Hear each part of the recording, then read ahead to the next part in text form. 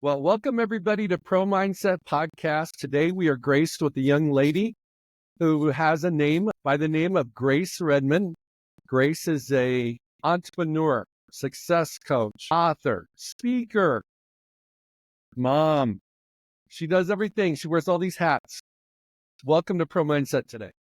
Craig, I'm so excited to be here. Thank you for having me. We're today.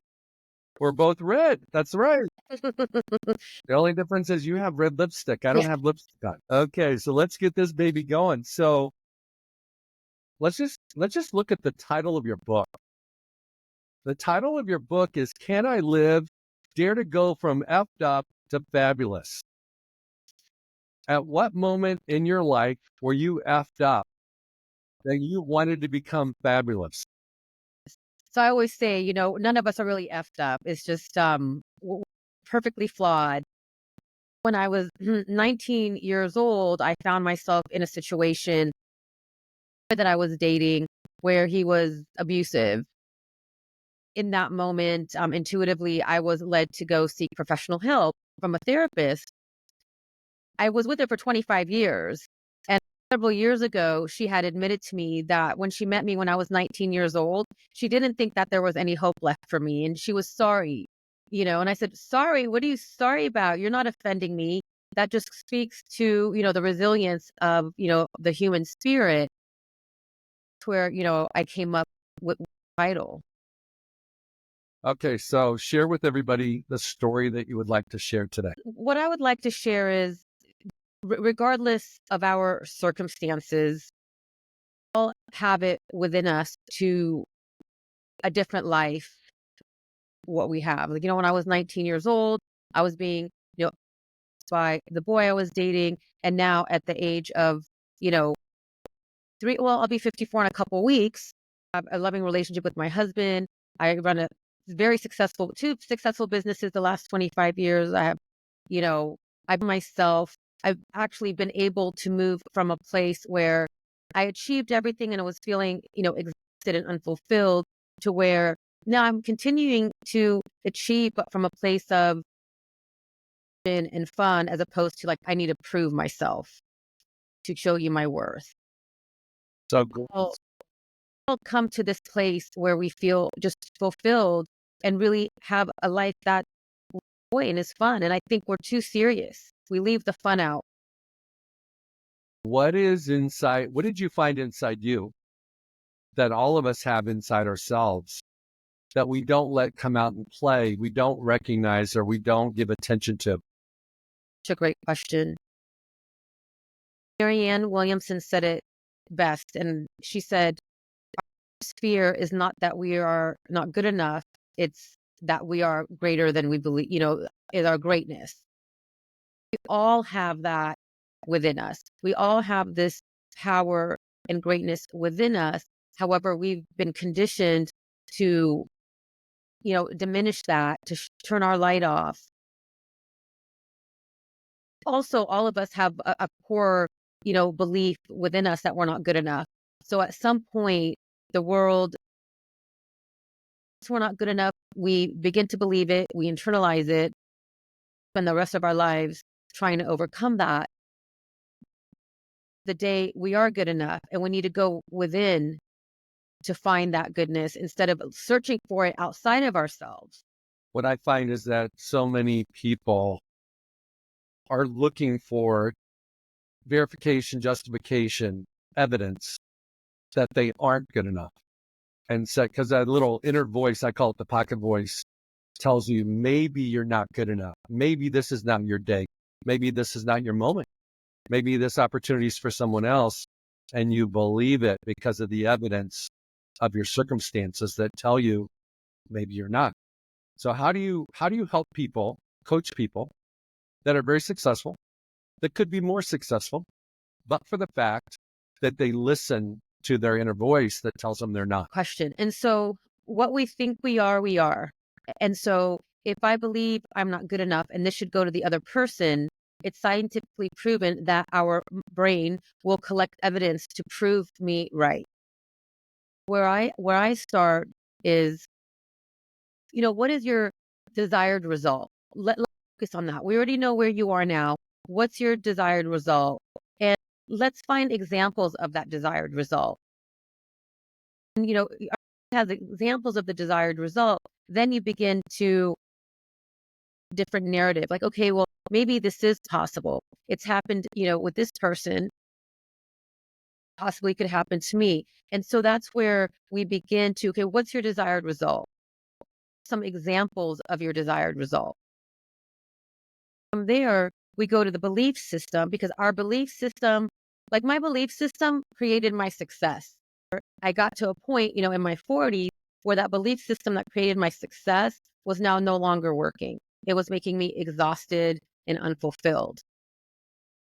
Scary. You need to really be courageous to go back and uncover, like, what are the stories I'm telling myself? Well, this story got me successful. It did. And now it's time to reframe it, because it made you successful and exhausted, connected from yourself. Let's go through that point of exhaustion. There isn't anyone that's our age that hasn't, at some point in time, whether it was when the kids were young or they were climbing the corporate ladder, or they were building their business, it doesn't matter what field someone's in, they got exhausted. They felt like they were on the hamster wheel. For those listening that might be on a hamster wheel, how do you coach them out of that situation? There's so many pieces to that, how to get out of that situation. I would say the first step, I know we're all very busy, and the first step that I would invite them to take is to find just 10 minutes for themselves in the morning when they get up. Just take that 10 minutes, and there's so many different things you could do. And what I would offer is 10 minutes of silence, minutes of getting to a higher power, minutes of moving your body, 10 minutes of journaling. You choose. The way we start our day sets the tone for the rest of our day. That 10 minutes to yourself, something self, you're going to have it stack on top of that from there. What is your morning routine at the moment that is working for you? My morning routine is I do a meditation. I recently introduced to the Silva method, which I love. 15 minutes of meditation, and then I go do my workout. I really, like, by 6 o'clock, I'm in, the studio. I start my morning, and it just opens up space for me the rest of the day. I feel more productive and take breaks. We'll take a break in the middle of the day. It's to just where I feel like doing. For those people that don't meditate, but have thought about it, but don't really understand what it's going to do for them, what does your method of meditation and your practice of meditation do for you, that if you take it out of your day, what is it happens to your day compared to when you put it in? It's a great question. I get up and I don't meditate, I'm already in a heightened state. I'm kind of already in a fight or flight, because I'm thinking, what do I need to do? Okay, there's so much to do. So I'm just out of the gate, high, like high alert. When I take that 10 minutes, after I wake up, I allow myself to take the time to, kind of stay in my parasympathetic, system, or, the response a little bit longer day, and then I go. So I'm not starting out like on a sprint. Carries on for me for the rest of the day. Like, if I start out with a freaking sprint, then my whole day just feels balanced to the day. It just feels very chaotic. But here's what I found is that it's a game of whether you want to be in control or be controlled, right? And so if you jump in the race, because your mind is always racing. If you're an achiever, if you've got things you want to accomplish, if you got a big day in front of you, your mind is racing full speed the minute your feet hit the floor. And when you take that break, you basically give yourself permission to go, hey, I'm in control of my day. My day's not in control of me. Amen to that. that client I have to answer to, that problem I got to deal with, that opportunity I get to deal with, they can wait because I want to make sure that I bring a better me to those situations and those opportunities. I agree 100%. And, I've been an entrepreneur for 25 years. And when I first got, trained to, in my business, or I had my coaches, they trained me with a sense of urgency. And so there was always this sense of urgency all of the time.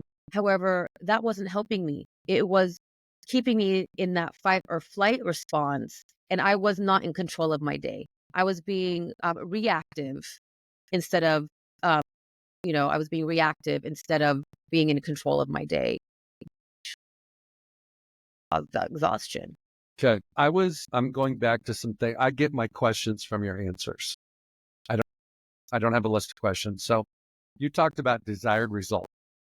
What I think happens when people have a desired result, there's always some natural tension and excitement because it's different than where you're at now. So you and me and everybody that's listening has some dreams. We have some goals. We have some places and things we want to do or be. Otherwise, we wouldn't be living, right? So it's a natural that where you're at is not where you want to be. And when you get to where you want to be, you change where you want to be again. So you're in that. Fair? Yeah, fair. Because our mind is a goal-setting machine. Yes. Yes. So what I sense that happens with people that I work with is they give up on their dreams. They quit on their goals. And for lots of different reasons. Worthiness, sometimes fear of being seen, fear of being heard, even though they want to be heard or they want to be seen. When they get that opportunity, they don't want to take it, not being good enough. There's always somebody better. There's always somebody prettier. There's always somebody smarter. There's somebody taller, faster, whatever, industry you're in. And so I really think that going back to meditation, it allows you to focus on your dreams, your mission, your assignment, and not on what the world tells you it is. To that. And you're right. There's always going to be someone, more talented, attractive, yet there's not going to be anyone who's you. You are unique to you. And exactly that, going into meditation closer to your truest self, that may look like to you. I see people in one of three places. They're either at the top of the mountain and they want to stay there, or some want to go to a bigger mountain, but they sure don't want to go back down. Then you got the people that are at the bottom. They're in the valley and they're going through failure. They're going through chaos. They're going through a life storm right now. And then you got people that are just, on the way up the mountain. They're climbing the mountain. They're making progress. They haven't arrived yet, but they're not in the valley. So everybody on the planet fits in one of those three categories typically. And I'm speaking very generally. What do you do to help people to up their game, regardless of whether they're in the bottom or in the top or they're in the middle? I believe it goes back to what are the stories that you're telling yourself? What did you call it? The voice in your head? Pocket voice. It's with you all the time. It's Yeah. in your pocket.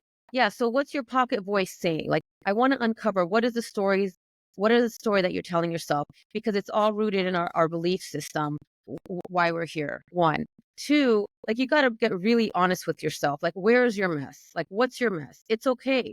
Where's the guilt? Where's the shame? Where's the insecurity? Like, let's lay it out on the table. Let's face it.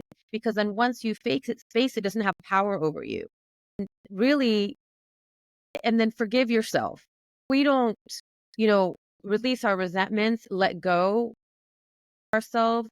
We can limiting beliefs all day long, but if we don't forgive ourselves, we're gonna stay here. So there's so many different layers to it. One of the most important is like be honest with yourself. Put your mess on the table. Doesn't matter what it is. There's no one is perfect. Perfect. A message in our mess. So put your mess out on the table. Let's look at it. Put it out. Nothing that's going to surprise me. Human design, we all are very more similar than we are different because everybody has similar issues. So let's dive into that a little bit more. What about if in your situation you had a boyfriend at 19 that was abusing you? You have to forgive someone. You have to forgive someone else too sometimes. Absolutely. And that's not always easy. I mean, there's someone in my life that it took me 20 years to them, gentle with myself and compassionate. And I said, it's okay, Grace. As long as you have that intention there for forgiveness, what mattered to me. But I also found that once I forgave myself, it was easier to forgive the person. Well, one of the things that I see, especially in sports and in any performance area, is people are trained and conditioned to believe they are what they do. So who they are and what they do become merged into one. And we are going to fail as professionals. We're not going to be successful in everything that we try to accomplish. Well, if you merge those identities with who you are and what you do, you're going to feel like a failure and a loser. And then you're going to take a hit on your self-esteem and on your belief in who you are. So the first thing I have to do with athletes is I have to help them deconstruct their identity by separating who they are from what they do so that they can understand that, hey, you're not, you know what? Maybe you need to work on your skills, improve your capabilities, spend more time or less time doing something. But it doesn't impact who you are. That, Craig, because God created you. God created you unique for the purpose that you're on this planet right now, to be the mom and the husband or the wife of your husband, who you are right now, to touch the people you touch through your podcast and through your speaking and through your book and through your company. and I love that because I did tie my identity to my business. Last few years, I've had to untie it because I'm not my business. If you take the business away from me, and that's what I had to grow into. I had to walk into my future self, saying, okay, Grace, if this was all ripped away from you, you feel. Now I've come to the point, if this was all ripped away from me, God created me in his image. I'm a good person. My qualities and values are not going to change. Who I am is not going to change because this business is gone. I had to work on that. I attach my identity to my work. The more successful you are, the more you're attached to what you do. The more, right? So everywhere you go, every room you step into, people introduce you as the person of what you do, not who you are. So as a professional athlete, it's very easy. Hey, this guy's an NFL guy. This guy's an NBA guy. Well, after a period of time, what do they think? That's who I am. That's where my value stands. I don't have any value outside of that. And so I think it's a big hurdle for everybody that's successful. It's not a fun place to be. When I was, unraveling that, it was not a fun place because I could feel it in my body. I'm like, okay, Grace, you're not your business, but you're so attached to your achievement. I had to detach and get reconnected to myself as a person, not as, the president or the owner or the coach. My intention is, when I walk away, I want you to feel seen. I want to walk away from you feeling good. I want you to feel good. I want to leave you feeling good from my presence. Okay. So let's go back to your coaching. What's the impact that you can make on your clients that maybe they don't expect? Because when they work with you, they're wanting to be more successful. They're wanting to have more joy in their life. They're wanting to have more free time. But what is the thing that you help them accomplish that they don't see coming? Don't see coming is that they're the ones that are creating their own glass ceiling. But once we unravel that, they don't have an aha moment in our first together because they don't realize oh my gosh, I'm the one that's keeping myself in this mental prison. Easier said than done. And that's where we start, but also the person has to be really committed and ready to do the work. You have to be committed and consistent and ready. If you're committed, consistent, and ready, I promise you, and you've seen the miracles, Craig, you will change your life. You create that shift and step into that future self that you've been dreaming of. What's the first step from reflect? You got to tell what's the core theme story. And you need to really, am I not good enough? Am I not safe? Am I not worthy? What's the core theme story? And we drill it down. Okay, I'm not enough if I'm not working 80 hours a week. Okay. So if you don't feel good enough unless you're working 80 hours a week, how are you going to create in your life to have the fun you want? We start going, kind of rewinding it. You good enough if you work 40 hours a week? And that's going to take time because someone who's been working 80 hours a week, to go to 40. So then we'll start backwards. Okay, now let's do, that sounds a lot, 75, but some people do work, that much. Start with baby steps. Each week we build on, previous week. It's baby steps. I mean, how do you eat an elephant? Bite at a time. Okay. So how many kids do you have? Sons. How old are they? 1 and 24. One was a football star in high school, so that was super fun to watch. Does he realize that it meant more to you than to him for him to be successful? Because I tell him all the time, thank you so much for that experience. That's awesome. Okay, so you have young 20-something-year-olds. What is your game plan for adulting? Gracious. I'm still trying to figure that out. The thing I've learned is back and allow them to have their own experience, and it's their journey. Like, I can advise by example. Ultimately, it's their journey, and I just have to trust parenting over the last 20 some years. Trusting God. Amen. Force them to do something that they want to do. Definitely not on the traditional trajectory. Kind of trajectory are they on at the moment? They have entrepreneurial spirit, go figure.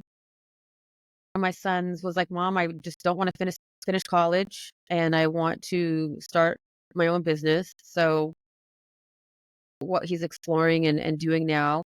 And my other son, still in college. He's he could probably go to D1, coaching baseball. So he likes sports. I'm from a very sports related family.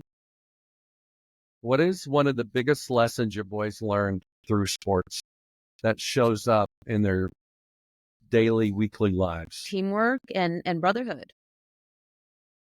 Those two can go into any room and be able to establish, and rapport with whoever's in that room. I think that's very important because ultimately, at the end of the day, about connection and relationships.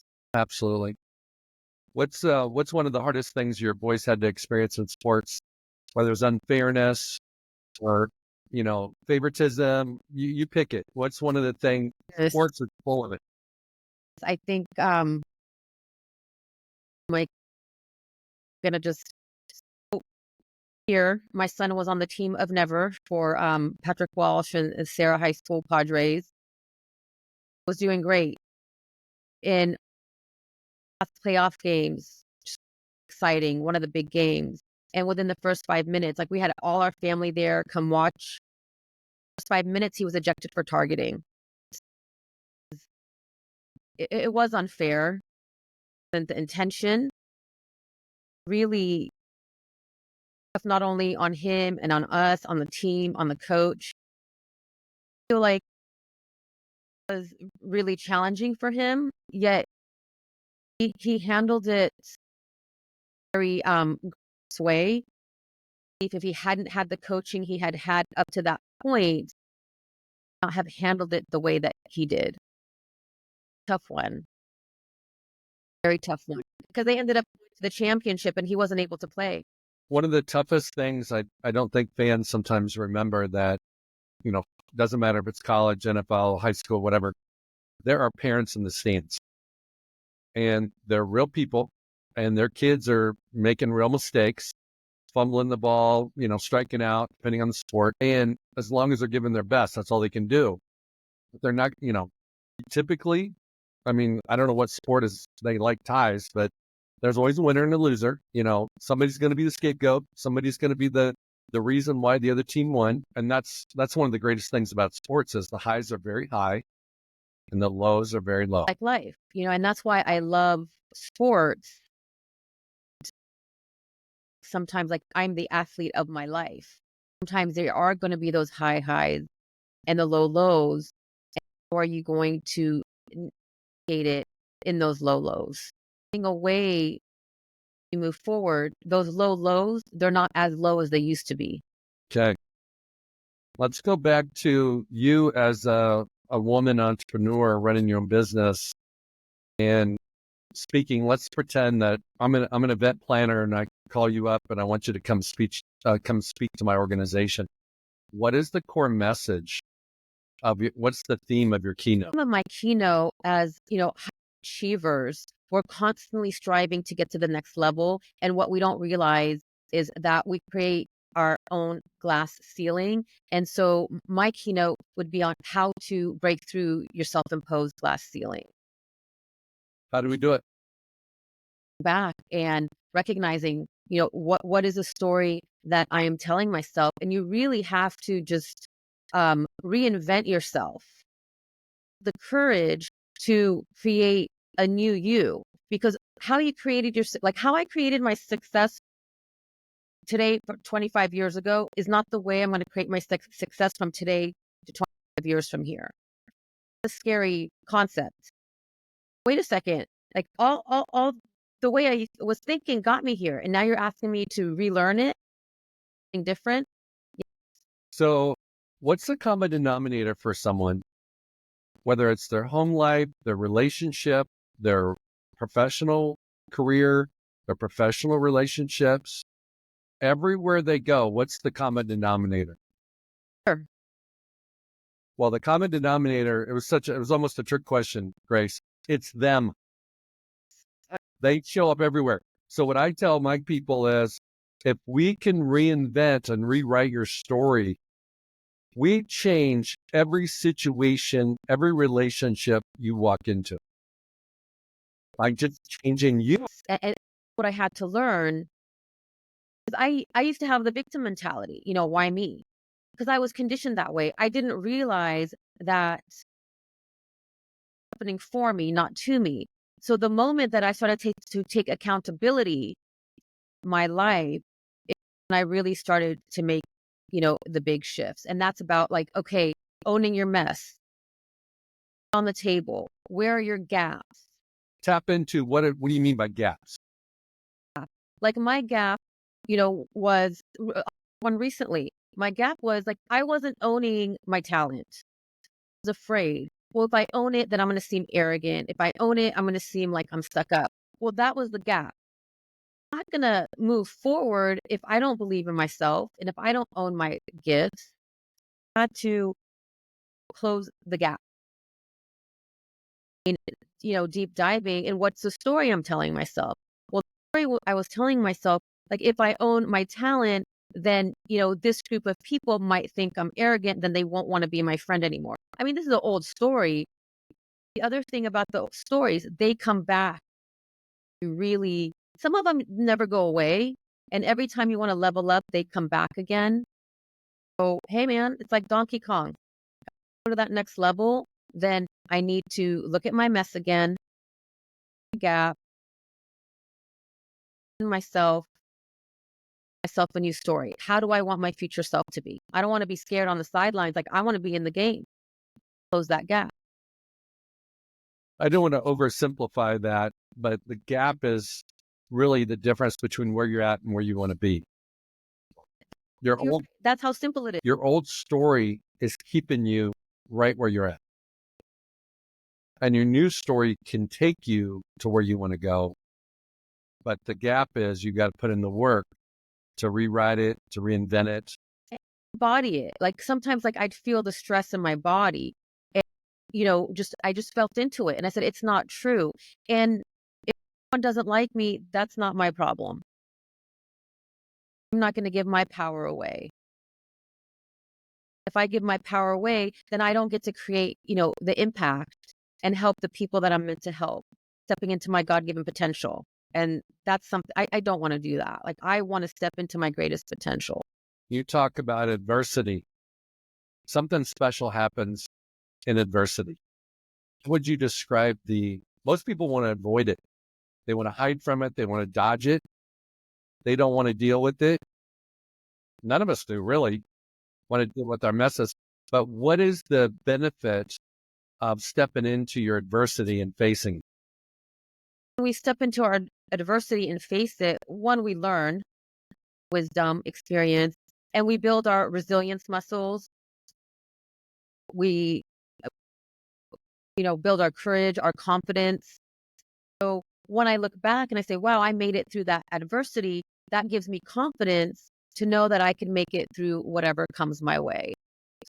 For me, I've learned, as I look back and connect the dots, I've overcome so much that now, we had a major adversity hit my family a few months ago. We handled it was very different than we would have handled it, a few years ago, because we built our resilience muscles. I'm like, this is happening for us, not ideal. However, what's the next step that we can take? It helped me to wallow in pity, took the next step. And I think when we build our resilience, able to be more strategic decisions we make. Well, what I get out of that, just listening to you, I'm going to regurgitate back. Adversity is the igniter that puts you in a position where you have to close the gap or live in the mess you're in. And I do not living in a mess. Like, I love through the adversity. Also, to relationships, when there's adversity in relationships, I've learned to look at myself. Okay, Grace, there's still a gap there. Because if you're, having this experience, you need to heal. What do you need to learn? Like, where do you need to step up? I'm the other person, myself. One of the things you also talk about is detaching from, maybe your old story, detaching from your circumstances. How does that show up in your work? Sometimes we get so attached to an outcome, that puts us in a place of resistance. And what I've learned is just letting go and surrendering the how. In my experience, I don't know, I mean, if you could share too, in my experience, when I surrender, outcome is even better than I imagined, and the how is near how I imagined it. Me, just surrendering, detaching from the outcome, open to the how and how it's going to unfold, because I can't control everything. I just Well, that was another one. I was, wanted to control, in my earlier years, I control everything. Well, that just puts you in a state of stress and fight or flight. So I think the line of demarcation, going back to when we were talking about meditation, allows you to kind of be a little bit more in control. Is when you're playing an inside game, you want to control yourself. When you're playing the outside game, you want to surrender. You want to let go. You want to not try to hold on tightly to the results, the outcome, your expectations, or other people's expectations, because it makes you miserable, and it does the limits. Whereas if you let go, like you suggested, the results could be better than you even were hoping for. And talking about, the work and being prepared, each day I get up, I'm doing the work and preparing myself for whatever is ahead. Being emotionally fit, mentally fit, spiritually fit, physically fit. When those plays come, that adversity comes, we're ready for it, grounded enough to deal with those adversities. Well, in sports, you practice to prepare for the adversity because it's going to come. And that's why I love the athlete mentality. And, when I work with my clients, I said, you are the athlete of your life. You are preparing for the game. That may be, you're preparing to get off the bench. Really what we're doing is stepping into our future self. Because if you want to be, if someone wants to be physically fit, there's certain things you have to do today who you want to be in 4 months. You can't just expect to, in 4 months, look in the mirror and be fit. There are certain things that you need to do to get there. I think people are missing. Take action towards your goals. Well, I think people, society, business has made life so convenient, and we desire convenience. We desire speed. McDonald's put in the first drive-through so you could you could get your food fast. Microwaves heat up food quickly. We do not have patience, and we're all looking for the cheat code, the shortcut, the secret sauce, whatever it may be, and there is none. You didn't create your success overnight, create my success overnight. And I think that's what I see with my boys, or they think it's overnight. It's not. You need to put in the work every day. It doesn't mean you have to hustle and grind. Like, I'm making an effort to move away from that. To like the hustle and grind, to rest as well. See these overnight sensations. I don't an overnight sensation. It takes time. Go ask anyone successful. They didn't get here overnight. You don't see the backstories to the person was doing day in, day out to get to where they are. How do you help your kids, and especially younger people, realize that you coach them on doing the right things, but other people that do the wrong things still have success? How do you reconcile that? And so that's where the belief, like when you have a conviction and you believe, like, I'm going to be a millionaire no matter what, you are going to be a millionaire no matter what. However, what do your relationships look like? Feel within yourself. So success means something different to each person. But when I speak of success, it's not just financial success, mentally, spiritually, and physically. That's success, like the whole, all 5 pillars. Money comes and goes. You can create millions and still be miserable, still not have health, have good relationships. Do you find that people over time start seeing the value of having a balance of all of those, but perhaps right out of college, they're micro-focused, hyper-focused on perhaps financial wealth? I mean, especially in the world that we live in, it's very on wealth. Nothing wrong with that. Money is great. Money gives you independence and freedom. However, it doesn't have to be this or that. It can be, yes, I'm focused on my career and I'm focused on my well-being and my mental health. It can be both. And I think that's really important. We need to teach that to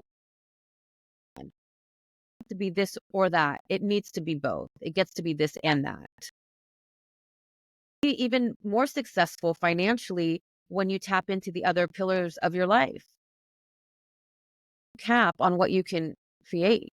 When you look at your most successful friends, clients, what is the one thing that you see as a common thread with all those people? They're just good people. They have faith, good heart. They're heart centered. That's it. They're heart centered and they have faith and they have just great energy.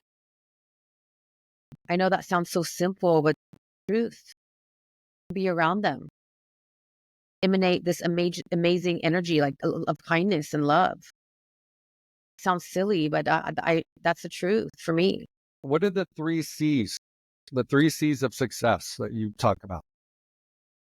Conviction in yourself, believing in yourself, and consistency. And there's so many more. Having the conviction, believing in yourself that you can, and then being committed and consistent with the action that you take.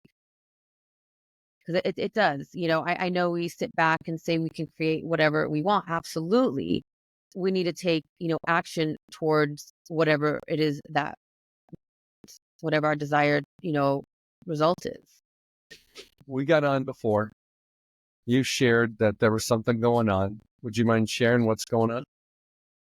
Whereas, in what sense? I don't know, whatever you were alluding to. I didn't ask because I was going to ask you during the show. You said something was up today. Up today.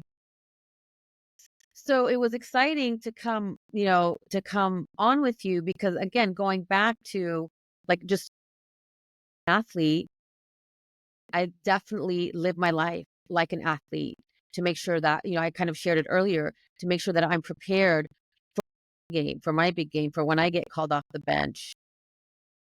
I thought it was so interesting. Decided to join you because, being, or, sports, and connected to the NFL. I'm like, that's really cool considering, how I have a metaphor for myself in life. Your life like an athlete to be prepared to get on the field. Well, if you think about, I'm sorry to interrupt you.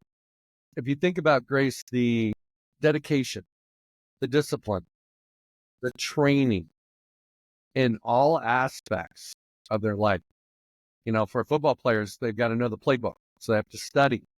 They have to get their sleep. They have to do recovery so that they can recover from a car wreck from last Sunday and be ready for the next game next Sunday. They've got to have connection with their teammates. They've got to have balance between the work and family life because they can't just say, hey, baby, I'll see you in, 5 months when the season's over. You've got to stay integrated in with your kids and your significant other.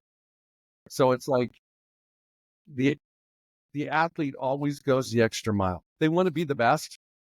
They have to give a little bit more. And I think in, mainstream business, if you do have an athletic mentality, you're going to be successful. And about it's about the team. Years ago when I started business, they told me, keep a focus on your competition. Well, that exhausted me. I learned to run my own race, focus on the relationships. No longer about the bottom line, about how can I serve and give back, and then that will automatically hit the bottom line. Really, it's not about me, it's about it's about the team. I think one of the things that happens in sports is athletes that pay too much attention to the scoreboard. I can imagine. They don't play their best because they get tricked into thinking I can coast because we're winning, or we're losing and they're quitting in their minds because they're not going to win. Whereas if you don't pay attention to the scoreboard, you can show up every play being your best. And so in mainstream business, too many people pay attention to the scoreboard. And that's exactly what I just feel like when I was paying attention to the scoreboard, I was so stressed. I fell into you fall in from the mind down into the body, completely different experience. Grateful for that realization and that intuition when I didn't even know what intuition was. Got me here. I mean, I did it through 4 economic crises. We're actually in a cycle right now. 4 economic crisis, this cycle, and the pandemic. Of the relationships I cultivated and how I served, that's why I'm still here. Okay, what nugget would you like to share with our audience that I haven't asked you about? Whatever your desired goal is, it's possible. If you've imagined it, it's possible. Believe in yourself. I promise you, your circumstances to hold you back. For whatever that dream is in your heart, because it wouldn't have been put in your heart if it wasn't possible. Excuse me. So your nugget is, if you've got the dream, go for it. Right? And if it doesn't happen, don't have the reason for your failure to succeed in the dream that you have be because you got in your own way. And there's no failure. It's all feedback. Awesome. Well, I want to thank you for being on Pro Mindset today. So much, Craig. This was amazing. Grace, where can people find you? Find me at www.graceredman.com, and also find me, just go Grace Redman, and find me on all the social media platforms. Okay. Well, thank you very much. Hang in here for a second.